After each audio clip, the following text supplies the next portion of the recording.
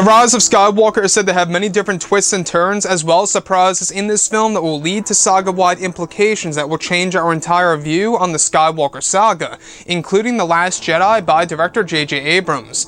This is Mike Zero. Make sure to subscribe if you're new to the channel for future Star Wars content. Now, one aspect of Episode 9 that a lot of people are very excited about is, of course, Palpatine's involvement in this story. And I think it's pretty safe to say that by far, one of the big surprises in the teaser trailer was hearing the laughter of Emperor Palpatine / Sidious himself.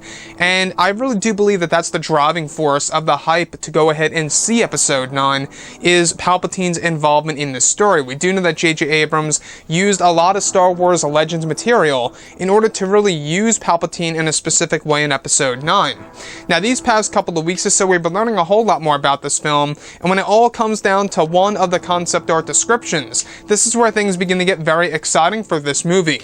Now, specifically, what's really intriguing about all of this is that shot descriptions consisting of both Rey and Kylo Ren confronting the Dark Acolyte, who is possessed by the spirit of Sidious. It's described that one of the sequences involves Palpatine giving Kylo Ren a lecture, while Kylo is put into a Force freeze, where Palpatine is describing the origins of the dark side of the Force to convince Kylo to go further down the dark path and to become his apprentice, where it's said that secretly Palpatine has a terrible plan for Kylo Ren, and that is to persuade him to the dark side further, that this was Kylo would be able to permit Palpatine's spirit into his body, to take on a younger form as the Dark Acolyte's body is already decaying, and that Palpatine needs the mighty Skywalker blood to withstand the dark side energy of his spirit. It's said that J.J. Abrams got this idea from Dark Empire from the 1990s, when Palpatine proposed to Luke Skywalker of taking over his body. It's said that in the third act, Kylo is not aware of Palpatine's plan in any way, and is described to be in denial when even conversing with Sidious, as the fear is only making him turn more. So you can really see how Palpatine has a master plan here, and has really been pulling the strings from the very start.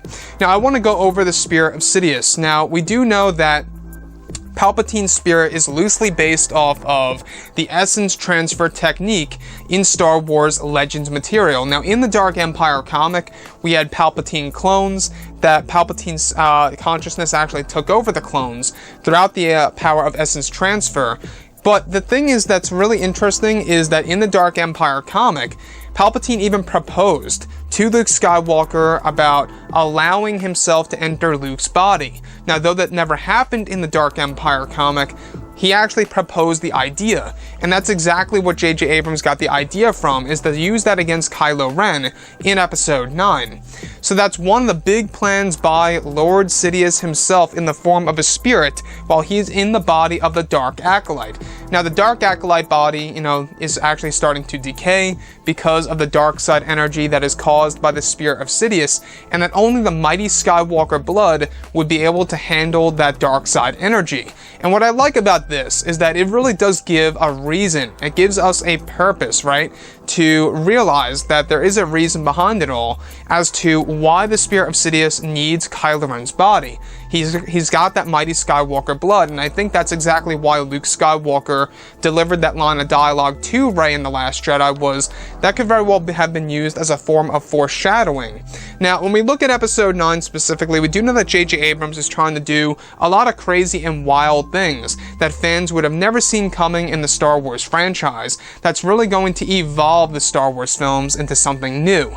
After all, we do know that Eunice Watama, the man who plays Chewbacca himself, said just the other day that once he saw this movie, or at least tidbits of it, the whole entire movie is a "I did not see this coming" moment.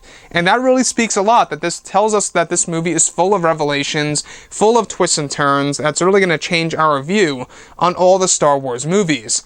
So as far as Palpatine goes, we do know that Lord Sidious himself, in the form of a spirit, is going to be a very unique take on the Star Wars franchise that's going to be based on Legends material. And this is all really stemming from Chris Terrio, since he does know a lot of Star Wars Legends. He researched a lot of the expanded universe, and he informed JJ on all of this, and George Lucas was able to really come up with the idea and approve the idea of how Palpatine should be used. We do know that Kathleen Kennedy over at Celebration said that Palpatine was in the cards from the very start since The Force Awakens. I'm not quite sure if that's the truth or if that's just a cover-up. We'll have to wait and see. But when we look at, George Lucas, he was the one who decided on exactly how Palpatine would be used in The Rise of Skywalker. So though Palpatine may have been in the cards for years on end, it was never fully decided on how he would return into the Star Wars franchise, and that was all decided by George Lucas himself. And you know what? I couldn't be more happier about that decision of Palpatine being in the form of a spirit jumping from body to body. I think that's a very big and brilliant idea, and matches with what John Boyega said of how his mind was blown of how Palpatine was used in Episode 9. Anyways, guys, drop a comment below. Let me know what you think about all of this in the comments, and if you guys did enjoy the content for today, do make sure to drop a thumbs up on this video to support the channel. I thank you all so very much for the kind support, and I'll catch you guys next time.